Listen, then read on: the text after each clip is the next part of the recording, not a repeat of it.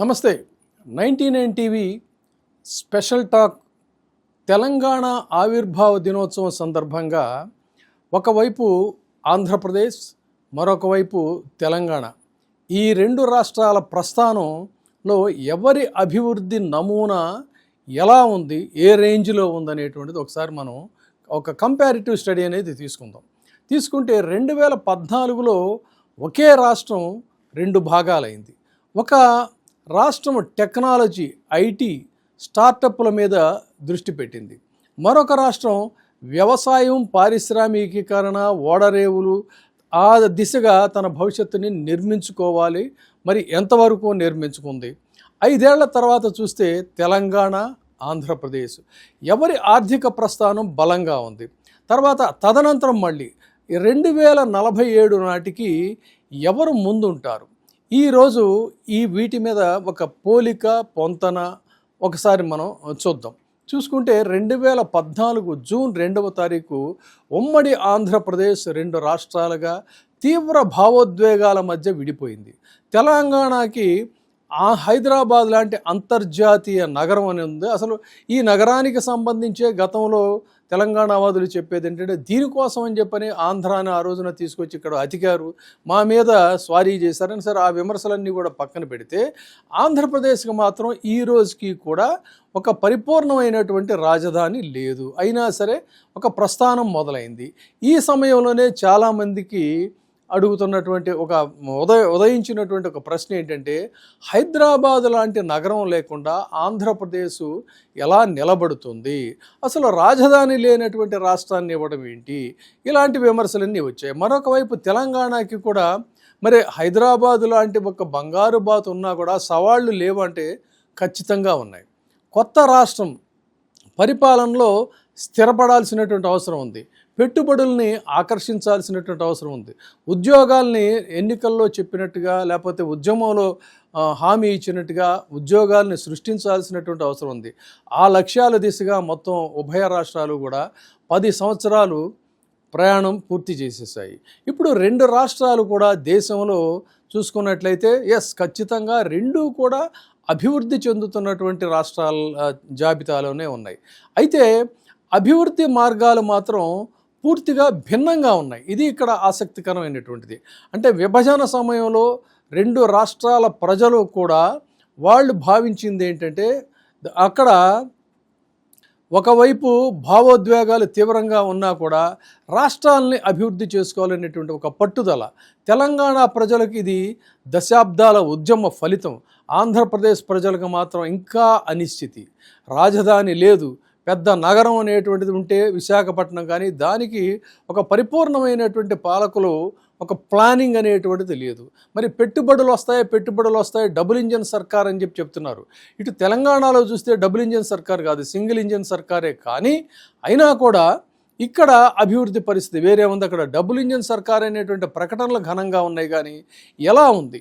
తెలంగాణ తన బలమైనటువంటి ఆస్తి హైదరాబాద్ని ప్రపంచ స్థాయి టెక్నాలజీ నగరంగా తీర్చిదిద్దుతోంది. ప్రపంచ దిగ్గజ కంపెనీలు ఇక్కడ పెట్టుబడులు పెట్టాయి, పెట్టుబడులకు వస్తున్నాయి.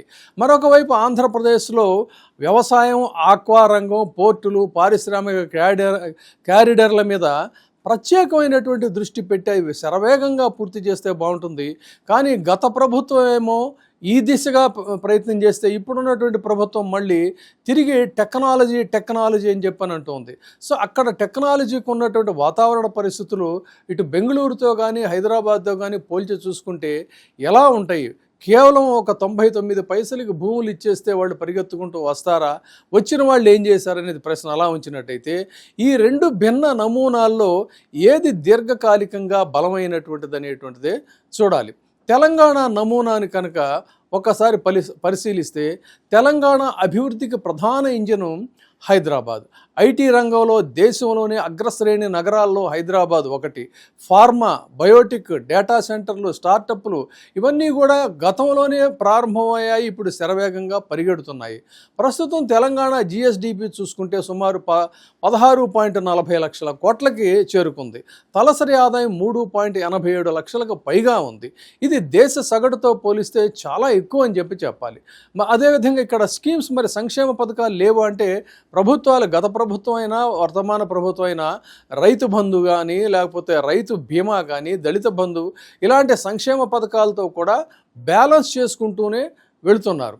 అయితే ఆంధ్రప్రదేశ్ నమూనాను కనుక తీసుకుంటే ఆంధ్రప్రదేశ్ అభివృద్ధి ప్రధానంగా 3 రంగాల మీద ఇక్కడ ఆధారపడి ఉందని చెప్పాలి. వ్యవసాయం, మత్స్య సంపద, పారిశ్రామిక అభివృద్ధి. సో దేశంలోనే వరి ఉత్పత్తిలో అగ్రస్థానంలో ఉన్నటువంటి రాష్ట్రాల్లో ఖచ్చితంగా ఆంధ్రప్రదేశ్ ఒకటి. ఆక్వా ఎగుమతుల్లో కూడా ప్రపంచ స్థాయిలోనే అగ్రభాగాన్ని పొందినటువంటిది ఆంధ్రప్రదేశ్. ఇక విశాఖపట్నం, కృష్ణపట్నం, గంగవరం లాంటి పోర్టులు రాష్ట్రానికి వ్యూహాత్మకమైనటువంటి బలంగా చెప్పాలి. అయితే ప్రస్తుత జిఎస్డిపి అనేటువంటిది కొంత ఫ్లక్చుయేటెడ్గా ఉన్నప్పటికీ కూడా ఆశావహంగానే ఉంది అనేటువంటిది చెప్తున్నారు. మరి అమరావతి రాజధాని నిర్మాణం, విశాఖ పారిశ్రామిక విస్తరణ, కొత్త పెట్టుబడులు, రాష్ట్ర వ్యవస్థ ఆర్థిక వ్యవస్థని ఒక గాడిలో పెడతామని చెప్తున్నారు, సంపదను సృష్టిస్తామని చెప్తున్నారు. సో ఈ 2 రాష్ట్రాలని ఇప్పుడు ఒక ఫ్రేమ్లో కనుక చూసుకున్నట్లయితే ఆంధ్రప్రదేశ్ 17.62 లక్షల కోట్ల రూపాయలు, తెలంగాణ కూడా ఇంచుమించుగా అదే 16.40 లక్షల కోట్లతో ఉందనేటువంటిది. అయితే ఈ అంకెల్లో ఇంకా మరింత పారదర్శకత రావాల్సినటువంటి అవసరం అయితే ఉంది. మరి తలసరి ఆదాయాన్ని ఒకసారి పరిశీలిద్దాం. తలసరి ఆదాయం అయితే చాలా క్లియర్గా తెలుస్తుంది. తెలంగాణలో 3.87 లక్షల రూపాయలు ఉంటే ఆంధ్రప్రదేశ్లో మాత్రం చాలా నిరాశాజనకంగా ఉంది ఈ తలసరి ఆదాయం అని చెప్పాలి. ఇక్కడ తెలంగాణ స్పష్టమైనటువంటి ఆధిక్యాన్ని చూపిస్తూ ఉంది. ఏంటంటే అభివృద్ధి నమూనాలో తెలంగాణ అటు సేవారంగం, ఐటీ, ఫార్మా ఇవన్నీ కూడా అభివృద్ధి పదంలో దూసుకెళ్తూ ఉంటే ఆంధ్రప్రదేశ్లో వ్యవసాయం, పరిశ్రమలు, పోర్టులు, పెట్టుబడులు వీటికి సంబంధించి వ్యవసాయం ఈ రోజుకి కూడా ఎరువులు దొరకనటువంటి పరిస్థితి. ఆక్వా కోసం ఏంటంటే ఎంతగా తల్లడిల్లుతున్నారో వాళ్ళు ఈ రోజుకి కూడా రోడ్ల మీదకి వచ్చి వాళ్ళు గొడవ చేస్తున్నటువంటి పరిస్థితి. పోర్టులు ఇంకా పూర్తయినటువంటి పరిస్థితి లేదు. మరి తెలంగాణకు వచ్చినట్టయితే గ్లోబల్ టెక్నాలజీ కంపెనీలు, ఆంధ్రప్రదేశ్లో చూసుకున్నట్టయితే ఈ లాజిస్టిక్స్ పరిశ్రమలో మౌలిక సదుపాయాలు వాటికి ఒక రూపం ఉందా అంటే ఈ రోజుకి కూడా ఇంకా ఒక క్లారిటీ లేనటువంటి పరిస్థితి.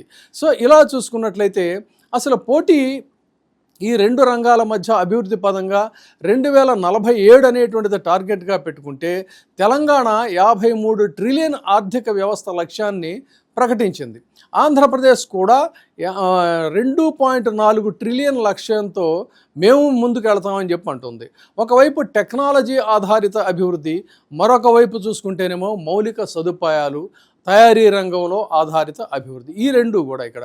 అయితే భారతదేశ భవిష్యత్తు ఆర్థిక నమూనాల్ని ఈ 2 రాష్ట్రాలు కూడా ఒక ప్రయోగశాలలుగా మార్చుకున్నాయి అనే దాన్ని అయితే ఖచ్చితంగా చెప్పాల్సినటువంటి అవసరం ఉంది. సో తెలంగాణ, ఆంధ్రప్రదేశ్ 2 రాష్ట్రాలు, 2 వేర్వేరు మార్గాలు, అయితే లక్ష్యం ఒకటే, అది అభివృద్ధి. మరి తెలంగాణ తన ఐటీ శక్తినే ప్రధానంగా నమ్ముకుంటూ ఉంది. వ్యవసాయం కూడా రూరల్ ఏరియాల్లో ఎంకరేజ్ చేస్తూ ఉంది. ఆంధ్రప్రదేశ్ పోర్టులు, వ్యవసాయ పరిశ్రమల సామర్థ్యాన్ని నమ్ముకుంటోంది.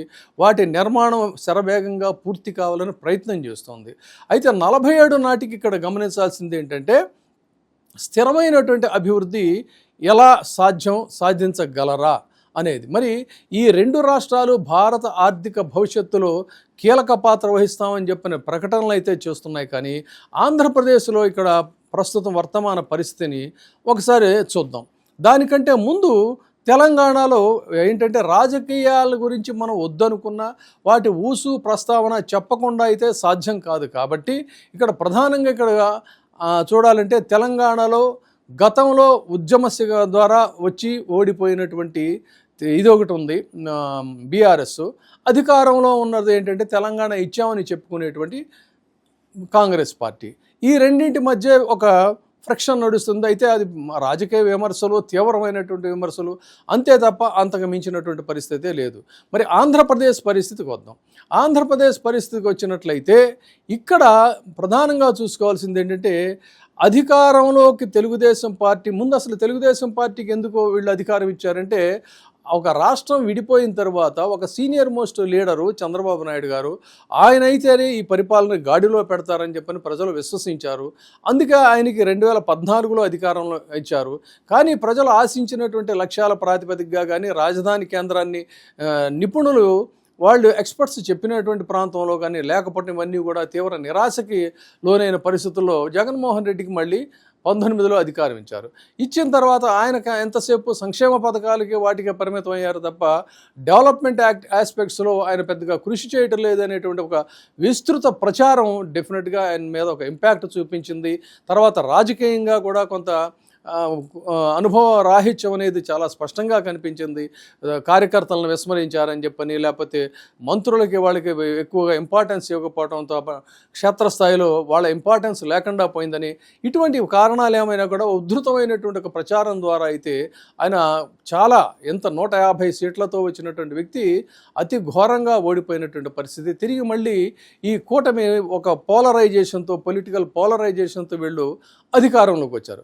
అధికారంలోకి వచ్చిన తర్వాత ఏమైంది అంటే, ఈసారైనా గతంలో మనల్ని ఎందుకు ప్రజలు తిరస్కరించారనేటువంటి భావనతో అభివృద్ధి ప్రాతిపదికగా ఒక డెమోక్రటిక్ ఆస్పెక్ట్లో కనుక వీళ్ళు పరిపాలన సాగిస్తూ ఉన్నట్లయితే బాగానే ఉండేది. కానీ ఇక్కడ జరుగుతున్నది ఏంటి అన్నట్లయితే, డే 1 నుంచి ముఖ్యంగా ప్రమాణ స్వీకారాలు జరగక ముందు నుంచి కూడా ఎంతసేపు వెంజన్స్ పాలిటిక్స్ అనేటువంటిది మొదలైంది. ఈ వెంజన్స్ పాలిటిక్స్ ఒకవైపు ప్రతి కార్యక్రమం, అది మంత్రుల సమావేశం కావచ్చు, అధికారుల సమావేశం కావచ్చు, కాదన్నట్లయితే విదేశాల్లోకి పెట్టుబడుల కోసం వెళ్ళినటువంటి ఒక ప్రత్యేక సమావేశాలు కావచ్చు, సభ ఏదైనా కూడా నినాదం ఎంతసేపు ఏంటంటే ఆ కౌంటర్ పార్టు వైసీపీ అధినేత జగన్మోహన్ రెడ్డిని తీవ్రంగా విమర్శించడం అనేటువంటిది. పేరుకి డబుల్ ఇంజన్ సర్కారు, బట్ వ్యవహారాల్లో చూస్తే మాత్రం లేదు. అంతేనా అంటే ఇంకా ఇందులో ఇంకొక కొన్ని సమస్యలు కొన్ని ఉన్నాయి. ప్రధానంగా చెప్పాల్సింది, అసలు ఇంతవరకు దేశంలో ఎప్పుడు ఎక్కడా లేనటువంటి విధంగా ఏంటంటే ప్రత్యేక విమానాల్లో మంత్రులు తిరగటం ఏంటి. భారతదేశ చరిత్రలో ఏ మంత్రులు కూడా అసలు తిరగరు. అలాంటిది ఇక్కడ చాలా ఫ్రీ స్టైల్లో పబ్లిక్ మనీతో చార్టర్ ఫ్లైట్లలో తిరిగేయటం, కాదన్నట్లయితే అసలు అక్కడ కేంద్రంగా పనిచేయాల్సింది పోయి అవి వరదలు కావచ్చు, లేదు ఇతర కెలామిటీస్ కావచ్చు, లేదు మామూలు సాధారణ రోజులు కావచ్చు, పక్క రాష్ట్రంలో ఉండటం. చివరికి ప్రధాని లాంటి వ్యక్తి కూడా వాళ్ళని ఆంధ్ర నాయకులను కలవాలంటే పక్కనున్న తెలంగాణ రాష్ట్రానికి వచ్చి కలవటం అనేటువంటిది తీవ్ర విమర్శలుగా దారితీసింది.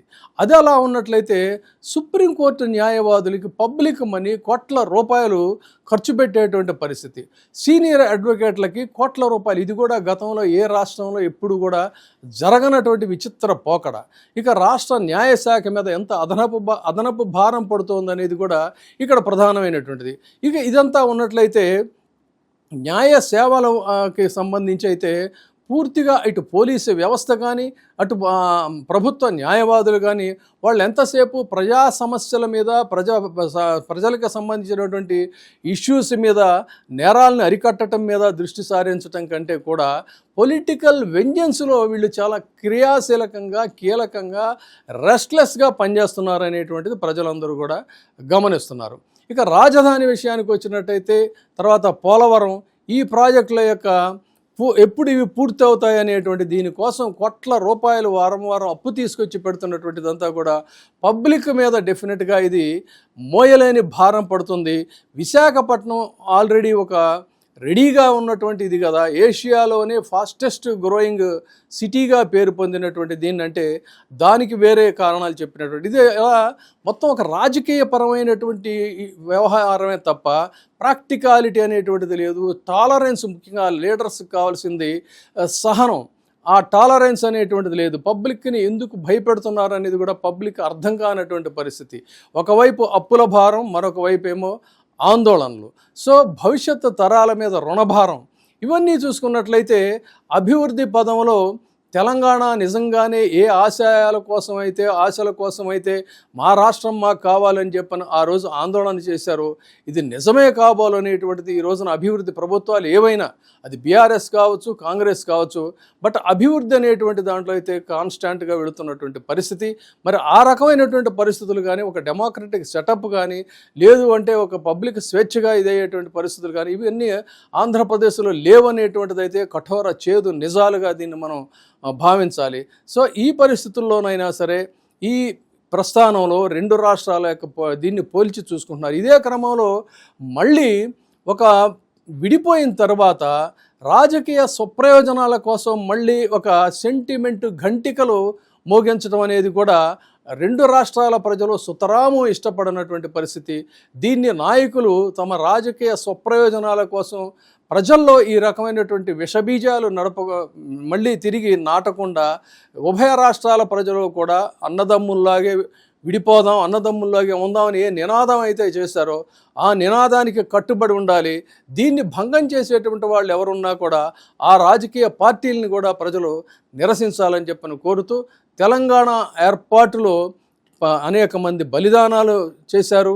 వాళ్ళందరినీ కూడా మరొకసారి స్మరించుకుంటూ ఈ రెండు రాష్ట్రాల యొక్క పోలిక పొంతన రాజకీయాలకు అతీతంగా మనం చెప్పినటువంటి కొన్ని వాస్తవాల్ని ప్రభుత్వాలు ఒకసారి కనుక సమీక్ష చేసుకుంటే జరిగిందేంటి, జరుగుతోందేంటి, ఎలా ఉండాలి, ఎలా ఉండకూడదు అనేది సమీక్ష చేసుకుంటే బాగుంటుందని చెప్పి భావిద్దాం. Thank you.